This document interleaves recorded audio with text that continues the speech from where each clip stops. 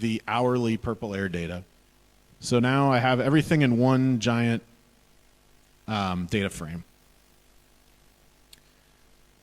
Okay, now I need to do more data cleaning. So a lot of this analysis is going to be data cleaning. That's just the reality. Low-cost sensors, the data they give you can be kind of messy.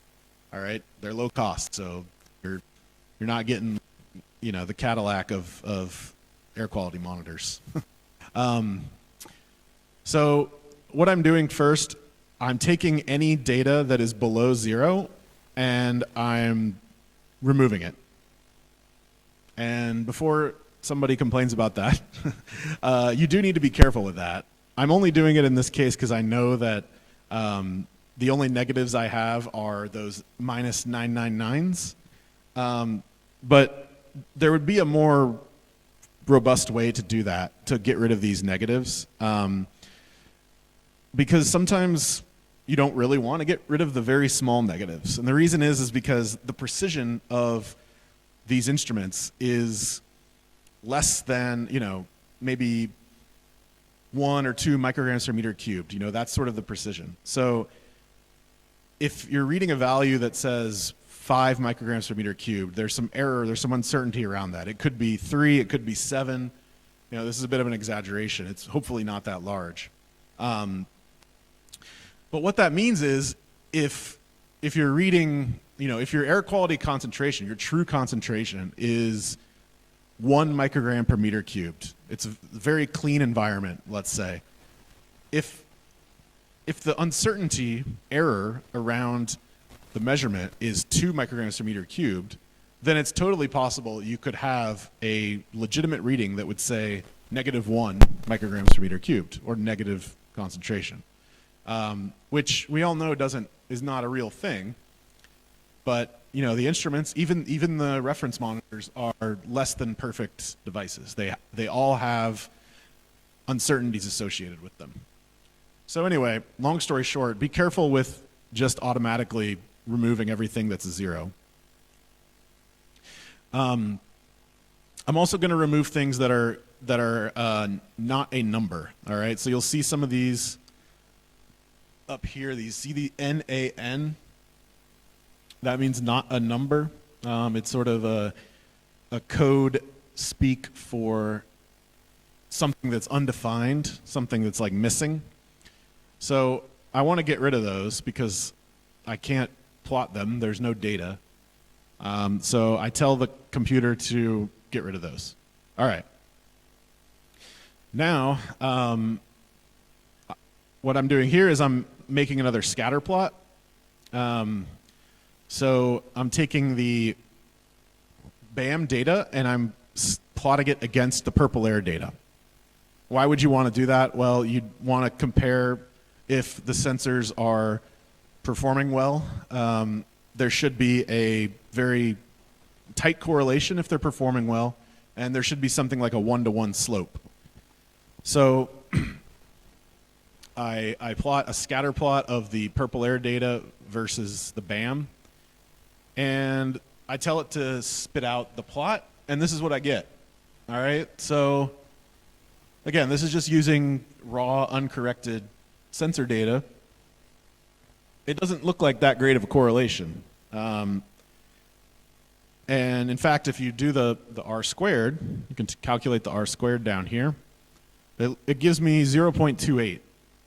So not very good, right? I intentionally picked a case where you know, there was an example of a sensor not performing perfectly, because that's, I think, more challenging and more interesting. But you could, you know, this would be something you'd want to know. Somebody might ask you, hey, can I use these sensors for epidemiology? Or can I use these sensors for policy? Can I use them for regulation? You'd want to look and say, well, let's see how it compares against something that is used for epi and that is used for policy and that is used for regulation. And I wouldn't be particularly happy with this R squared, but you know, that's a little bit outside our scope.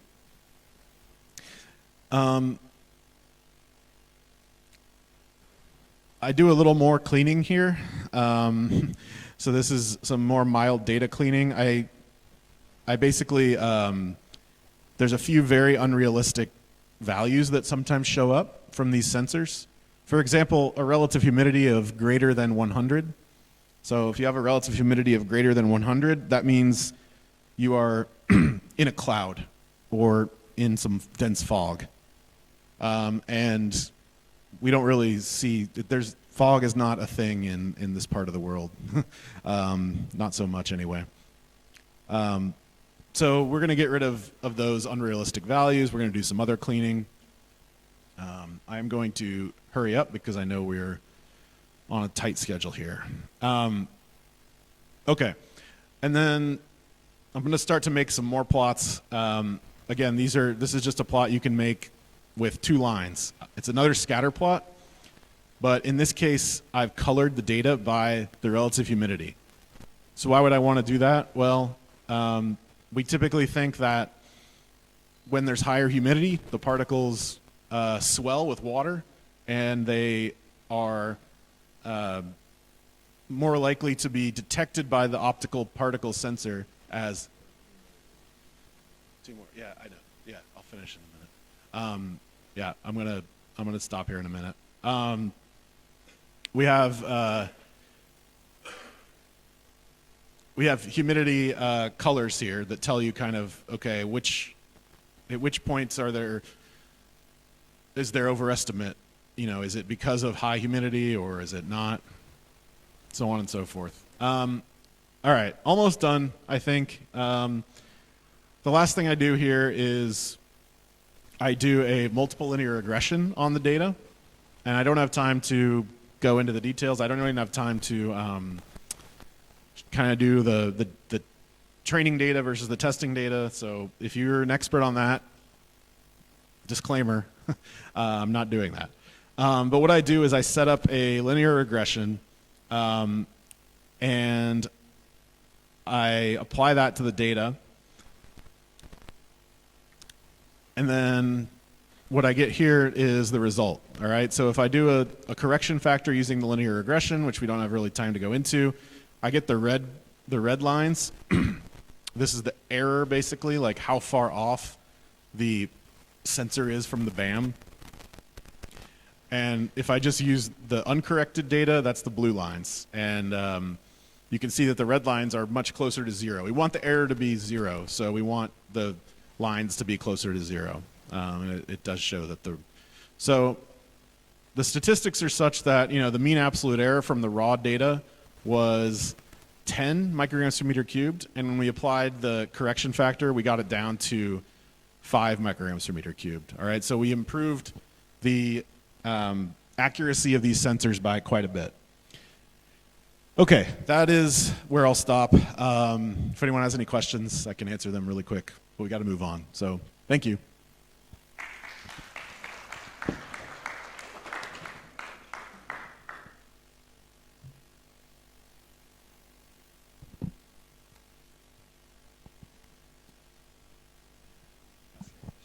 It's not a question, it's a comment. So thank you for showing us the Python angle. I just wanted to present an R angle for those of you who happen to use R instead. And luckily you can use the Jupyter IDE or Integrated Development Environment because Jupyter stands for Julia, Python, and R, which will work in there too. But some useful R packages for those of you analyzing sensor data, they could include ENV stats, so ENV STATS. That includes a lot of statistical functions that can be used for outlier identification. There's also the Pragma package, PRACMA, that includes a Hampel filter function, which is good for analyzing time series for outliers. There's also the Open Air R package, OPENAIR. That has a built-in resampling function and also will calculate the data completeness within each averaging interval. And there's also an Air Sensor package, AIR, SE, and SOR. That was partially developed by South Coast AQMD specifically for purple air data, and it has built-in QC algorithms. And then also want to mention the US EPA ReadyGo web page, or it's a tool, RETIGO, that lets you put in your your air quality data, like a date, a timestamp, a latitude, a longitude, and then your concentration, and it will let you easily plot stuff like on a map with minimal effort. Yeah.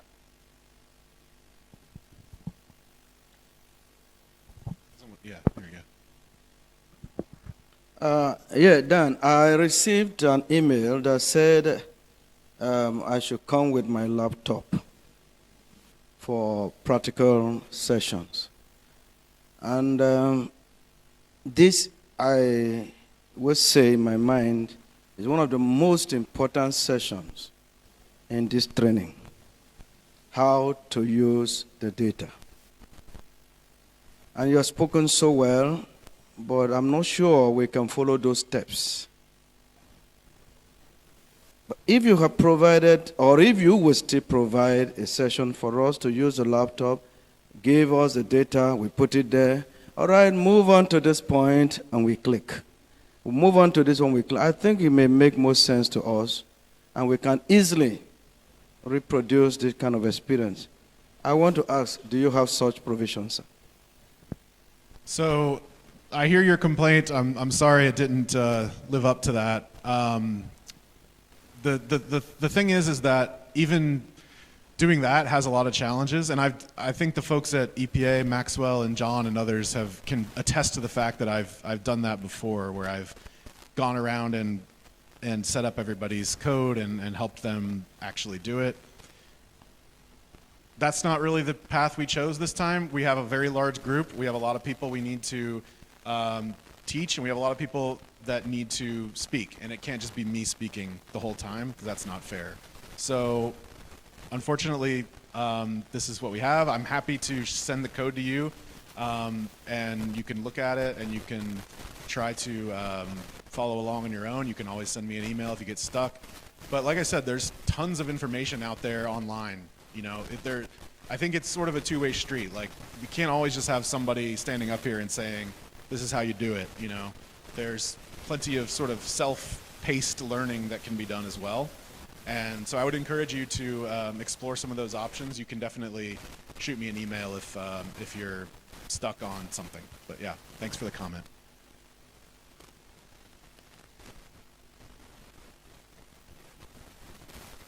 All right, I think we need to move on anyway. So, Victoria, you want to come up?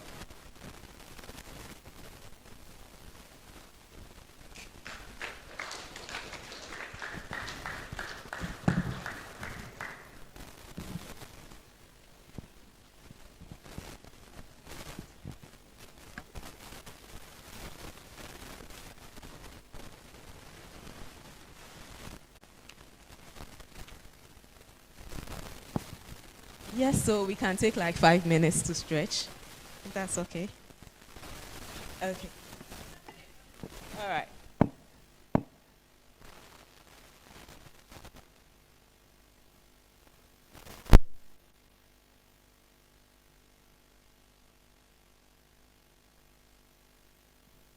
Okay, good afternoon. I'm Victoria Osuteria, an analyst with Clean Air Fund, and then a PhD candidate at the Kwame Nkrumah University of Science and Technology. I've been asked to talk on air quality forecasting and then some modeling as well. Okay, so with this information, just the background, I think we've heard so many things on this from Monday till now, why the need for studying air pollution, and then the harmful nature or harmful effects associated with particulate matter. So I won't go into much details on this slide. Now, we have AQ monitoring. We've heard so many things on monitoring, and then some bit on modeling from Carl. So I would want to ask anyone if you could just distinguish between monitoring and then the modeling, how you understand it based on what we've heard so far. If there's anyone here to help out. John, EPA. You've been doing some monitoring, and I know I was on some modeling class with you, so if you can just help us with that.